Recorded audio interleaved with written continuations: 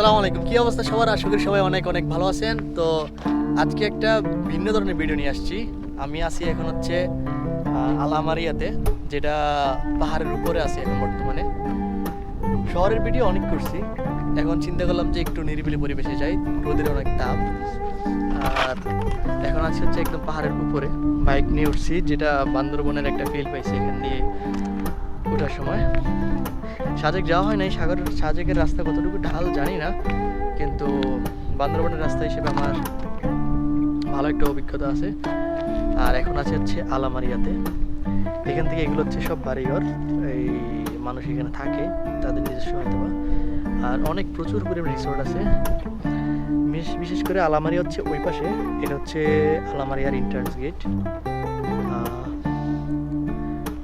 তো দেখতে থাকেন, দেখি আজকে কতদূর যাওয়া যায়।